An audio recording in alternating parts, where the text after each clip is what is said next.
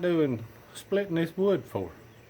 Don't think about making a bow, stepping out of the norm and making a takedown bow. But also, while I'm doing that,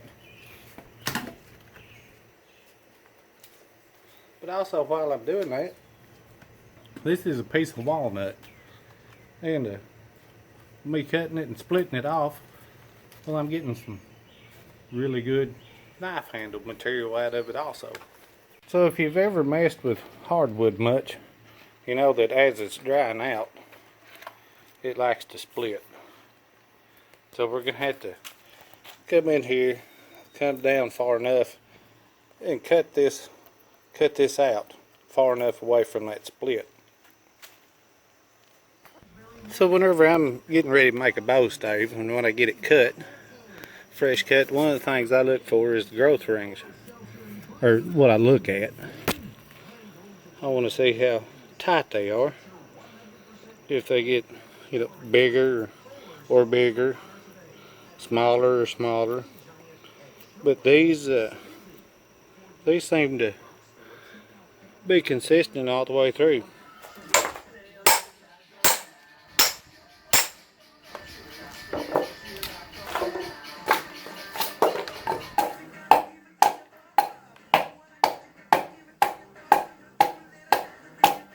Now what I want to try to do is start squaring this up. I made it, it's just a little bit longer than I needed. It's always good enough. It's always good to have it a little longer. You can always cut it off, but you can't add no more to it. And also, I've got more handle material. I like to use epoxy a lot, and we put that in epoxy. But here is some handle material, some scales I got left over. I can't really tell much by the sides of it, but right there, this is a epoxy resin with walnut shavings inside of it.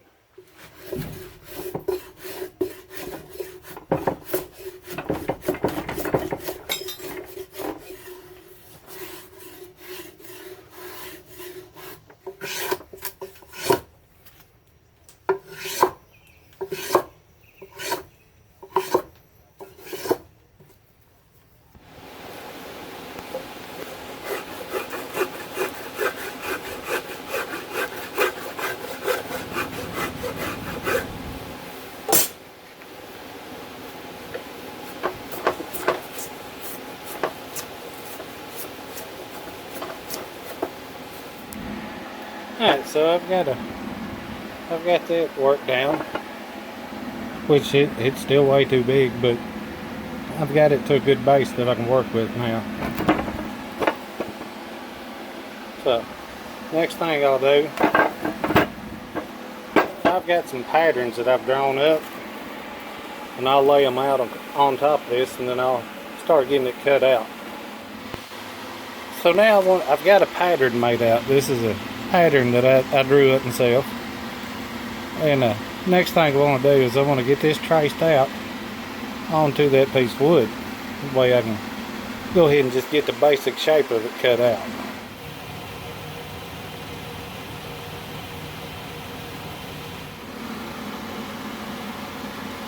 Now I'm going to go ahead and I'm going to let this set overnight, let it dry out a little bit more, because I don't think that it's actually completely done curing up. I may have to wait a few more days or so to let that cure up some more, but one way or the other, within a day or two, if this don't split, because sometimes if it's still wet and as it's drying, it'll split some more, I'll know after that. I'll know if it's going to work or not. Okay, so now I've had this drying out for a couple of days now, and I see that the little crack right here on the end hasn't got no bigger, hasn't went any further, so I think we're good on it, and I can start getting this cut out of it.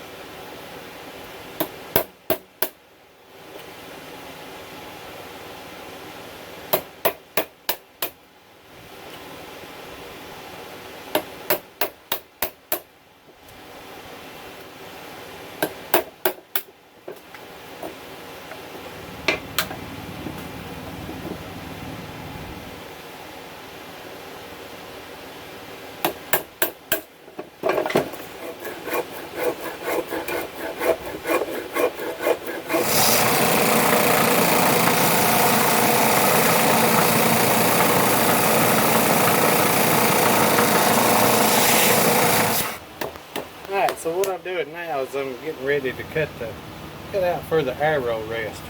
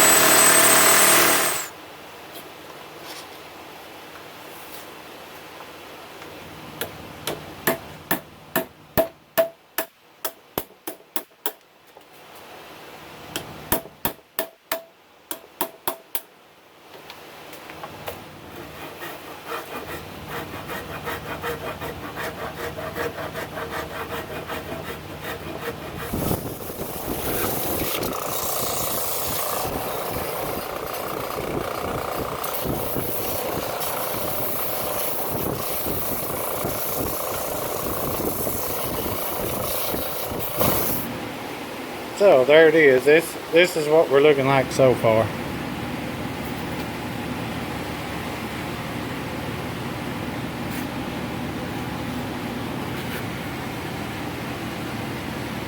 I'm gonna have to do a little more sanding on it.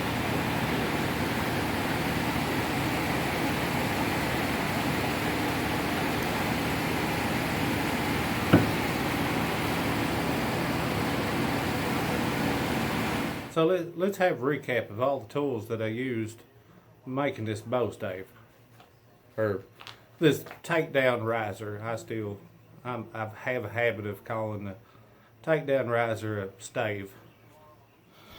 So the tools I first started out with was just an axe with a broken handle, the hammer to hit it with, and then of course I drew out the pattern.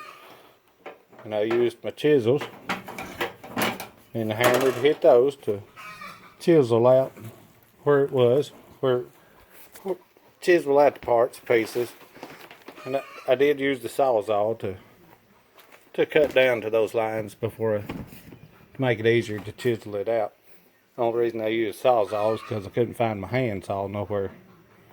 And then I used my files to smooth them out, shape them up a little better. And then I used this little belt sander. And then after the little belt sander, sandpaper. Now, here's the takedown riser, which of course I'm not done with it yet. But I am done with it for right now. But I almost forgot. I used it plain and this draw knife that I made. After I used that, then I went to that. So that's the basic tools that I used. So next thing to do is to make some limbs for it. I had first thought maybe I might make some steel limbs for it, but since then I've changed my mind. I mean, I can come back later and make some steel limbs to go on it.